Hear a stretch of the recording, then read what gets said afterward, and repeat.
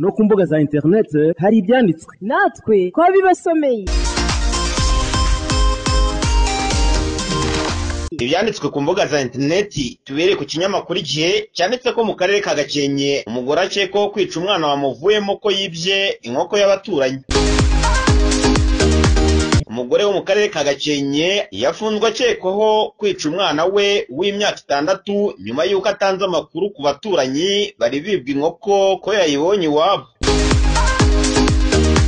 Ibi byabereye mu murenge wa Coko akagari ka Mbirima mu ijoro ryo kuwa mbere tariki ya 24 Ugushyingo uyu mwaka. Amakuru aturuka mu baturanyi baho byabereye avuga ko uyu mwana yaba yishwe na nyina kuko yatanze amakuru ko yibye inkoko, gusa ngo yabwiye inzego z'umutekano ko umwana yamurembanye mu ijoro bikaza kumuviramo urupfu. Andi makuru kandi aturuka mu baturage nuko uyu mugore wari warahukanye atari ubwa mbere avuzweho gukorakora ndetse biri no mu byatumye ashyamirana n'umugabo we. Umunyamabanga nshingwabikorwa w'umurenge wa Coko niyo Mwungeri Robert mu kiganiro n'Igihe yamije aya makuru avuga ko byinshi kuri yo bizagaragazwa n'ibizava mu iperereza. Yanavuze ko amakuru bayamenye mu rukerera bajyayo bari kumwe n'inzego z'umutekano bagasanga umwana yapfuye, kandi ngo iperereza riracyakomeje ku cyaba cyateye urwo rupfu. Gitifu yakomeje avuga ko uyu mugore yabatangarije ko umwana yafashwe n'uburwayi butunguranye mu ijoro buramwica, aboneraho gusaba abaturage gutangira amakuru ku gihe. Kugeza ubu umurambo w'uwo mwana ukaba uri mu bitaro bya Ruri kugira ngo ukorerwe isuzumwa mbere y'uko ushyingurwa. Ni mu gihe uwo mugore we afungiwe kuri sitasiyo ya RIB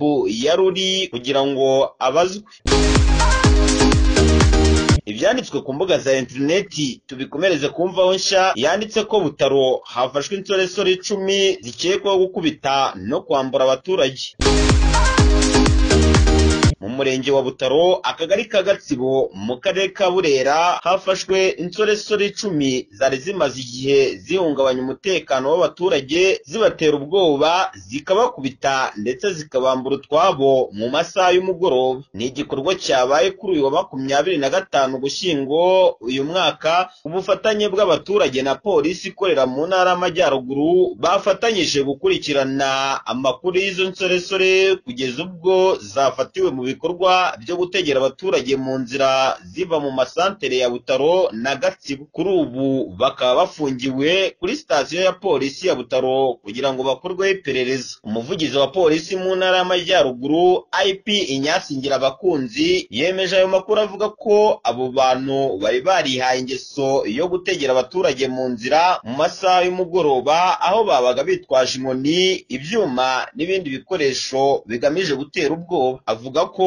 aba bantu bari bamaze iminsi bahohotera abaturage, akongeraho ko bafatanyije n'abaturage kugira ngo babafate kandi ko ubu bagiye gukurikiranwa kugira ngo babiryozwe. IP Ngira Abakunzi yasabye urubyiruko kwirinda ibikorwa nk'ibi ahubwo bagakoresha amahirwe menshi leta yashyizeho mu kubateza imbere, arimo kwiga imyuga, gusaba inguzanyo muri BDF, ubushabitsi n'izindi gahunda za leta, naho kwishora mu bikorwa by'ubugizi bwa nabi bakabireka.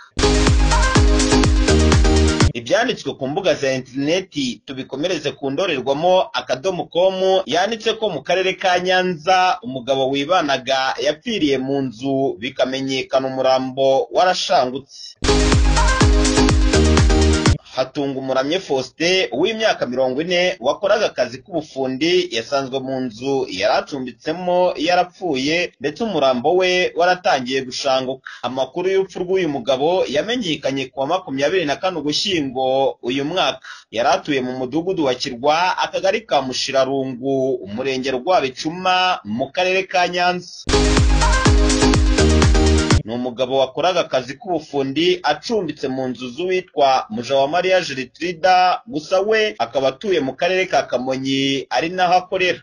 Abaturage baturanye na nyakwigendera bavuga ko nabo bamenye iby'urupfu rwe bikomotse ku munuko kuko yibanaga mu nzu, maze bahita bamenyesha inzego z'umutekano zije zica urugi. Bageze mu nzu basanga umurambo waratangiye kwangirika. Umuvugizi wa polisi mu ntara y'Amajyepfo CIP Hassan Kamanzi yavuze ko bakimara kubimenya bihutiye kujyayo umurambo we ugakurwamo.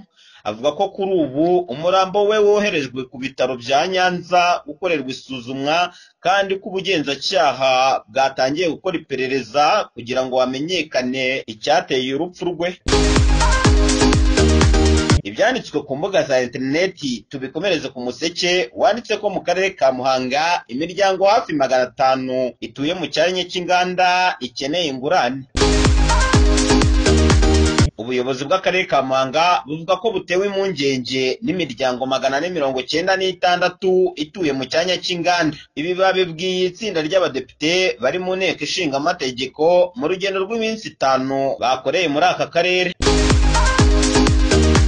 Umuyobozi w'akarere ka Muhanga Kayitare Jacqueline avuga ko kuba igice kimwe mu cyanya cy'inganda kitarashyirwamo ibikorwa remezo birimo imihanda, amazi n'umubare munini w'inganda zagombye kuba ziri muri iki cyanya cy'inganda bituma abahatuye batabona amafaranga y'ingurane y'imitungo yabo itimukanwa bahafite. Meya Kayitare avuga ko kuba harimo inganda n'abaturage bidakwiye kuko hari n'izatangiye gukora zishobora kwangiza ubuzima bw'abaturage bakihatuye. Gusa Kayitare avuga ko icy'ingenzi kurusha ibindi ari uko abaturage bagomba guhabwa ingurane bakimuka kuko babangamiwe no guturana n'inganda harimo n'izikora kugeza ubu. Visi Perezida w'inteko ishinga amategeko umutwe w'abadepite Honorable Musa Fazili Harerimana avuga ko ikibazo cy'abatuye mu cyanya cy'inganda bagiye kugikorera ubuvugizi mu nzego zibishinzwe kugira ngo bahabwe amafaranga y'ingurane.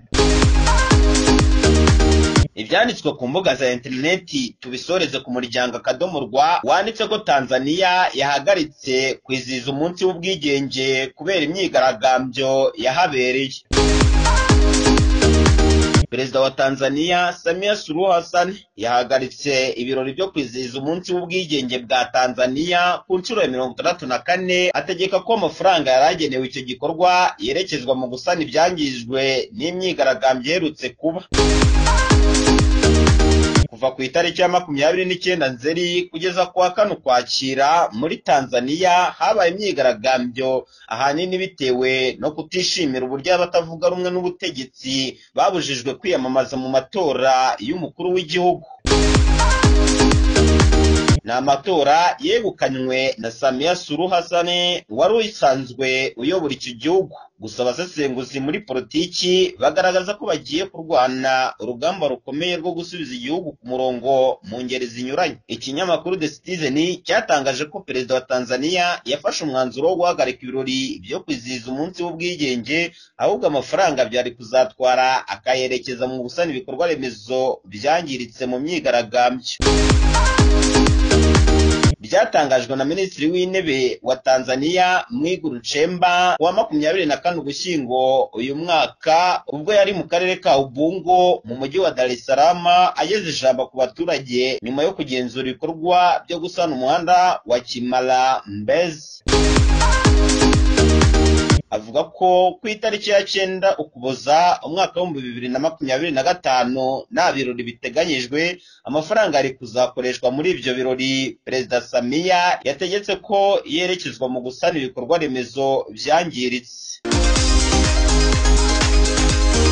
No ku mbuga za internet hari ibyanditswe natwe twabibasomeye.